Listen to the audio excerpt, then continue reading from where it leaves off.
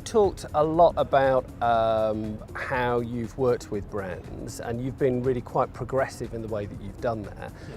How much time do you spend thinking about brand relationships? How much time does it take up? How does it fit into your schedule?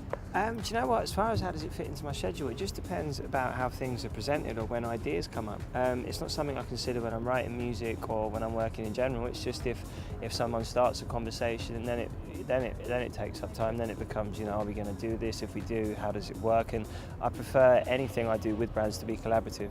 I find that to be a much better working relationship between a brand and an artist than them saying, we need you to do this, so go and do it. I don't work well like that. I like to collaborate on whatever I do, and I think just sitting in a room and thrashing it out, you tend to get a better result from it. And how important do you think it is that there's a story at the heart of that collaboration, or do you think that product placement is something that has a role? Do you know what? It's difficult, isn't it? Because if you're the Rolling Stones, you can say quite off to product placement, really, because they existed in a time when music made them enough money for them to be able to say that. They could be as self-righteous as they wanted to be. Whereas now, I think there's much less money in the record business, especially from labels anyway. They don't want to spend as much, and so therefore, if you can get money from a brand in order to help you produce something that you wouldn't otherwise be able to, I think it definitely does serve a purpose. But again, you've got to be careful with the brands that you identify yourself with.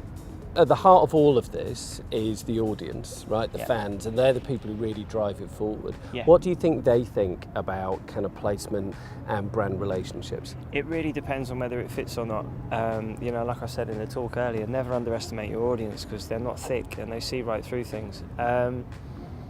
But I think sometimes I saw an interview with Wretch, and he made quite a valid point, and it's just that when you think about some of the things that we used to do for money, I used to sell drugs, so really is taking on some jobs that bad?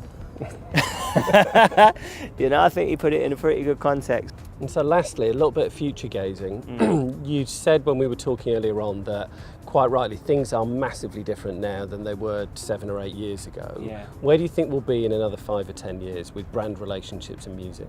Do you know what? I think there's a hell of a lot more money to come from brands than there is for labels. I know Jay-Z had an entire album financed by an alcohol company, and I think there's going to be a hell of a lot more of that. Yeah, I think there's a lot, especially when it comes to marketing and marketing spend. I think there are brands that have a lot more money to support that, and I think where the artist comes into that is we have the ability to engage an audience which brands find it very, very difficult to have any kind of conversation with. I think we're the middle point for that. Magic. Thank you very much. Cheers.